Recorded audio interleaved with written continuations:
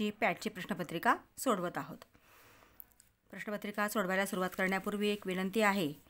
तुम्ही अजूनही माझ्या चॅनलला सबस्क्राईब केलं नसेल तर प्लीज चॅनलला सबस्क्राईब करा, बेल आयकॉन प्रेस करा, म्हणजे पुढच्या अशाच प्रत्येक परीक्षेच्या प्रश्नपत्रिका मी माझ्या चॅनलला टाकणार आहे. तुमचं 10 मार्काचं ओरल असते आणि रायटिंग सेक्शन क्वेश्चन 3 पासून तुमचा चालू होतो. आता इथं read the following passage and do the activities. आता ह्या पॅसेजवरनं आपल्याला ॲक्टिव्हिटीज कंप्लीट करायच्या आहेत. हा पॅसेज जो आहे तो युऑन चंग चायनावरनं इंडियात आल्यानंतरचा हा सगळा पॅसेज आहे. तर त्याच्यावरनं आपल्याला हा व्यवस्थित वाचा आणि ह्या प्रश्नांची उत्तरं इथं आपल्याला इथंच पॅरेग्राफमध्ये सापडत असतात. आता बघा पहिलं काय आहे. Yuan Chwang wanted to take the Buddhist scripture to India. आता इथं दिलं आहे बघा.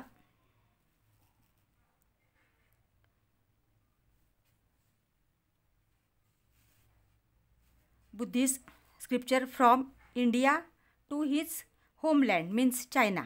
म्हणजे इंडिया टू चायना हे नॉट टू इंडिया आहे, म्हणून हे फॉल्स आहे. Yuan Chwang undertook the long journey. China to India was not an easy task. One had to travel thousands of miles on foot or horseback. म्हणजे thousands of mile म्हणजेच long journey करून तो आलेला आहे, म्हणून true आहे. नंतर पुढचं गिव्ह रिझन. आता इथं in those days travelling from China to India was difficult task because. आता चायना टू इंडिया येणं डिफिकल्ट टास्क होता. कारण का होता तर इथं दिलं बघा. One had to travel thousands of miles. कशाने आला आहे तो. On foot or horse back. On foot or horse back. नंतर पुढचं आहे crossing desert. Crossing snow clad mountains. एक लिहायचं आहे फक्त. Crossing snow cloud mountains, crossing desert, crossing strange unfamiliar regions. म्हणजे या ठिकाणीच त्याचं उत्तर आहे. ते एक एक तुम्ही इथं लिहायचं आहे. नंतर पुढचं आहे match the similar meaning words. A कॉलममध्ये दिलं आपल्याला desert, scriptures, hardship and gathered. इकडं आहे डिफिकल्ट सिच्युएशन, लार्ज सँडी म्हणजे वाळू होती, dry area, collected and holy books or writings. आता बघा डेझर्ट म्हणजे काय. Large sandy dry area. Scripture holy books for writing. Hardship difficult situation हे आहे. आणि गॅदर्ड कलेक्टेड म्हणजे एकत्र करणे. Now D question do as directed.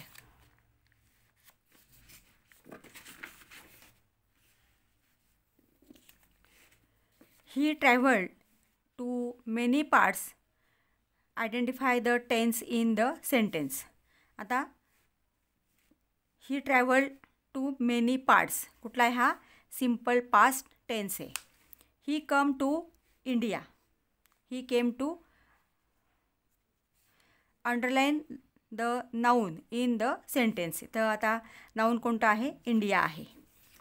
आता इथे एक पोयम दिलेली आहे आणि त्या पोयमवरती वी शॅल ओव्हरकम पोयम आहे आणि त्याच्यावरती इथं आपल्याला क्वेश्चन सॉल्व करायचे आहेत.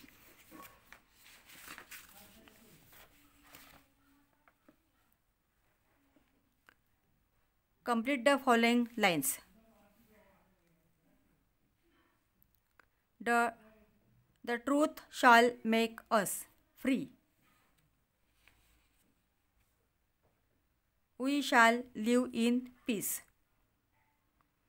आता तुम्ही ती पोयम वाचली व्यवस्थित की तुमच्या लक्षात येणार आहे.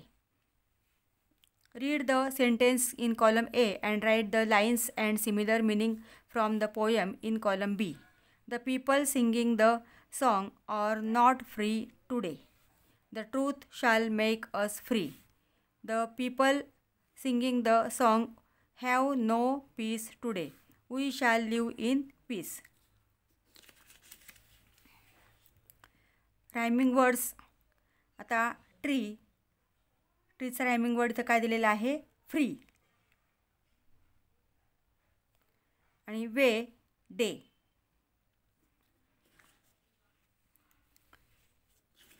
रायमिंग वर्ड्स म्हणजे ज्यांचे शेवटचे शब्द किंवा उच्चार सारखा असतो ते. Filling the given form with appropriate information. Admission form दिला इथं. Admission form for secondary school 2024-25. आता इथं स्टुडंट्स नेम तुम्ही लिहायचं आहे. तुम्ही कुठले लिहू शकता. मी तुम्हाला एक सॅम्पल इथं दाखवलेलं आहे. स्टुडंट्स नेम, कुठल्या class you want to apply for, कुठल्या क्लासमध्ये तुम्हाला ॲडमिशन घ्यायचं आहे.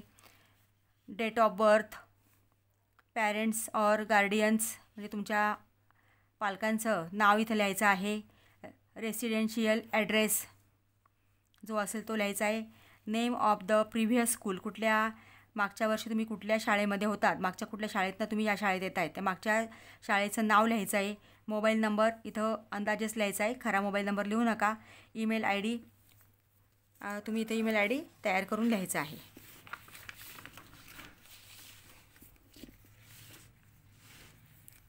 Do as directed.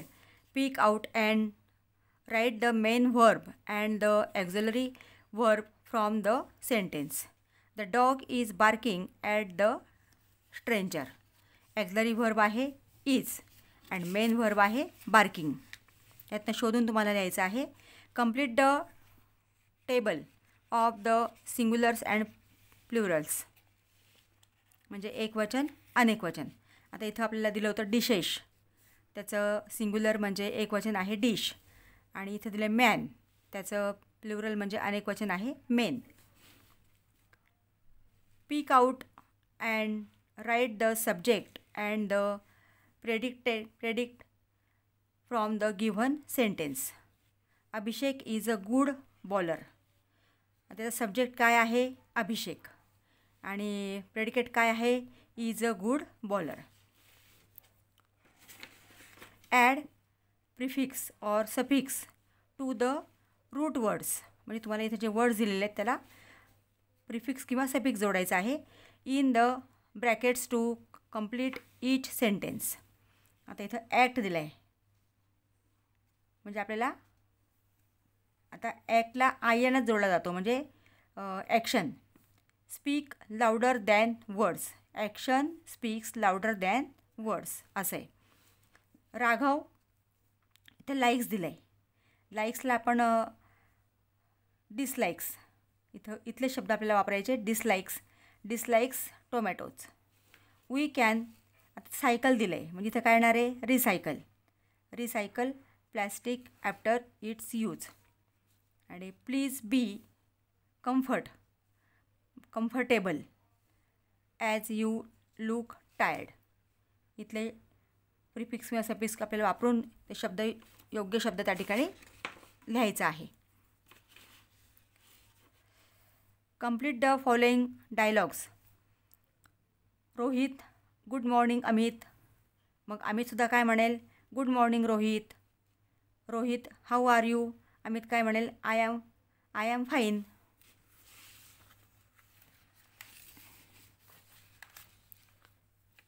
Rohit, I have come to you to give you a surprise. Amit, wow, please let me know about it. I can't hold on my patience. तो म्हणतो की तू सांग मला कारण माझ्याकडे पेशन्स नाहीत. Amit, today is my 13th birthday. On his occasion I have arrange a party. इथं आपल्याला हे तयार करायचं आहे. I have arrange a party at my home. Rohit, what a great news. I wish you a happy birthday. Amit, thank you but you must join the party किंवा come to the party असं पण तुम्ही लिहू शकता. Rohit, of course I will join the party. whom have you invited for the party? कोणाकोणाला तू invite केलेला आहे. मग अमित म्हणतो आहे की I have invited my friends, neighbours as well as relatives. आणि पुढचं तर दिलेलंच आहे, त्यामुळे ते काही तुम्ही नाही वाचलं नाही लिहिलं तर चालतं आहे. इथलं फक्त तुम्हाला कंप्लीट करायचं आहे.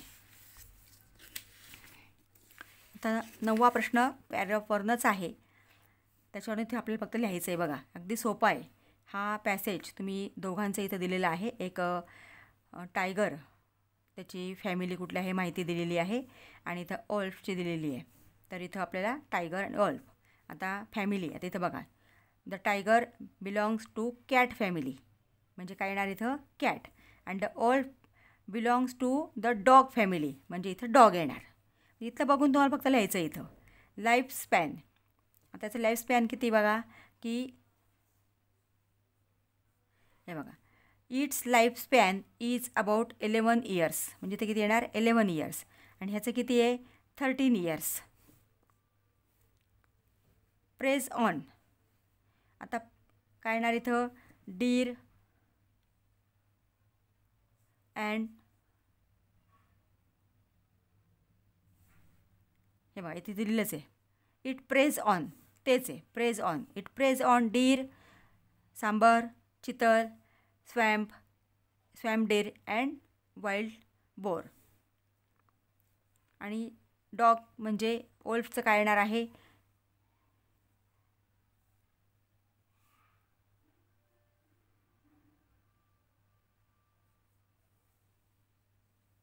हे पाहिजे दिले व्ह्युअर्स. हार्स, डीर, एल्क इथं दिलेलंच आहे वरती, हेच आपण इथं लिहिलेलं आहे. नंतर फाउंड इन कुठे सापडतो तर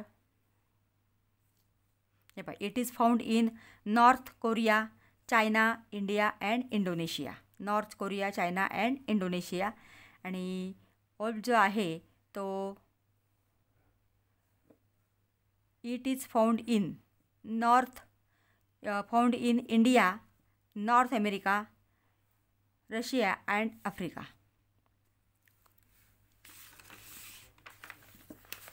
आणि लास्ट क्वेश्चन जो आहे observe the following image of village fair और मेला अँड राईट 4 सेंटेन्स अबाउट. इथं तुम्हाला जी काही माहिती आता इथं दिसते, म्हणजे इथं जे विकणारे आहेत, जे मेन्स आहेत, वुमेन्स आहेत, इथं जे व्हील आहे, तर याप्रमाणे तुम्हाला इथं टेम्पल आहे, याच्यावरनं फक्त तुम्हाला 4 सेंटेन्स फक्त तयार करायचे आहेत. हे प्रत्येकाचं वेगवेगळं असू शकतं, प्रत्येकजण वेगवेगळं यातनं 4 सेंटेन्स तयार करू शकतात. म्हणून हे तुम्ही हे चित्र ऑब्झर्व करून हे व्यवस्थित निरीक्षण करून तुम्ही हे 4 सेंटेन्स लिहायचे आहेत.